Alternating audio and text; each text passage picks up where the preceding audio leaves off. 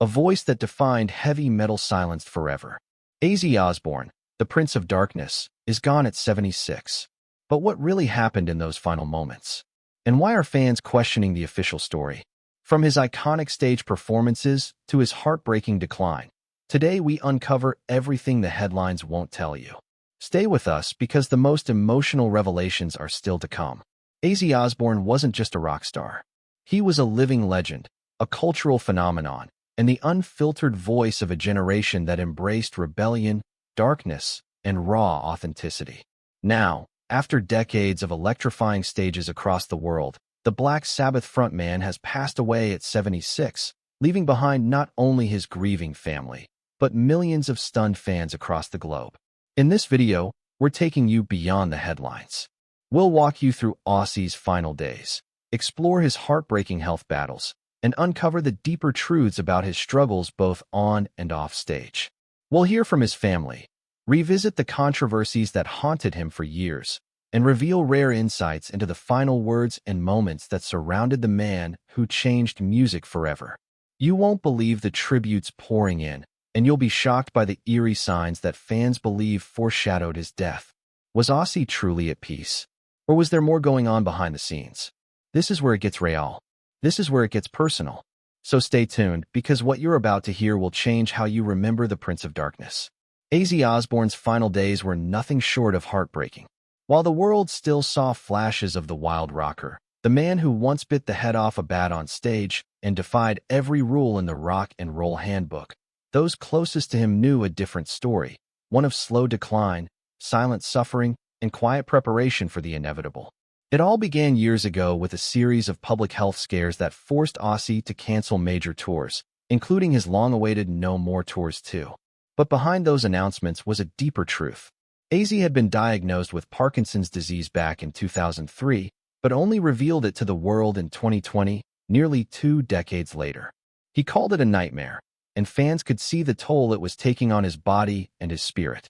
In the months leading up to his death, Ozzy was in and out of hospitals, dealing with a painful spinal condition stemming from a fall in 2019. That injury triggered a chain reaction of complications from nerve damage to intense chronic pain that left him barely able to walk. Sharon Osbourne, his wife and fierce protector, described these final months as the hardest time of their entire marriage. At times, she said Ozzy was so heavily medicated that she could barely recognize the man she had loved since 1982.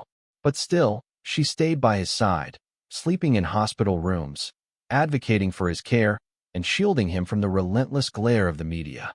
What most people don't know is that during those last weeks, Ozzy insisted on being surrounded by family, and only family. Friends, producers, and even some former bandmates were reportedly turned away. It was a deeply private goodbye.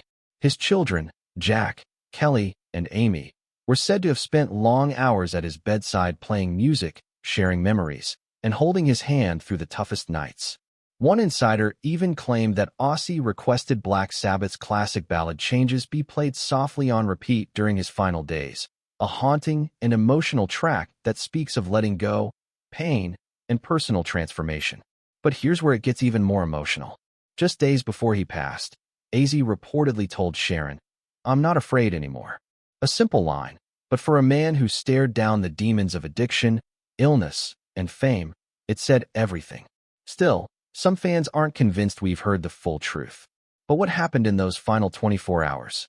Why are there still questions surfacing online about what really went down behind closed doors? It was early morning when the news broke. Ozzy Osbourne, the Prince of Darkness, had passed away at age 76. The official statement from the family was short, simple, and filled with emotion. Ozzy died peacefully, surrounded by family and love. He battled bravely until the end. We ask for privacy as we grieve the loss of our beloved husband, father, and legend. Within minutes, headlines spread like wildfire. Every major outlet from Rolling Stone to BBC, TMZ to The Guardian carried the story. Social media exploded. The hashtag #RIPOz shot straight to the top of trending charts on Twitter, TikTok, and Instagram. Within an hour, millions of fans were posting tributes, memories, and emotional reactions. But amid the public grieving, the atmosphere was strangely unsettling. Fans weren't just mourning, they were shocked. Some expected Ozzy to return to the stage or at least record one last track. In a recent interview just 2 months prior, he said, "If I can sit, if I can sing, I'll give it one last go." That hopeful spark gave fans the impression that while Ozzy was declining, he wasn't this close to death. And that's where things started to feel off. Some fans pointed out that Sharon Osbourne had been unusually quiet on social media for weeks. Others noticed that Ozzy's children, particularly Kelly and Jack, had canceled appearances and gone totally dark online days before the announcement. What were they preparing for behind the scenes? Then came the strange detail in the obituary. Ozzy passed peacefully at home, not in a hospital. But insiders say he had been under round-the-clock medical supervision for months and had only recently returned home from an extended stay in a private medical facility. So why the sudden shift? Why the rush to bring him home? Some believe Ozzy knew the end was near and made the decision himself that he wanted to spend his final breath not under fluorescent lights, but surrounded by those he loved, listening to music and resting in the house he built with Sharon. Others speculate it was more complicated, that medical choices had to be made that the public will never fully understand. But regardless of the circumstances, one thing became immediately clear. The world had lost more than a rock star. It had lost a symbol.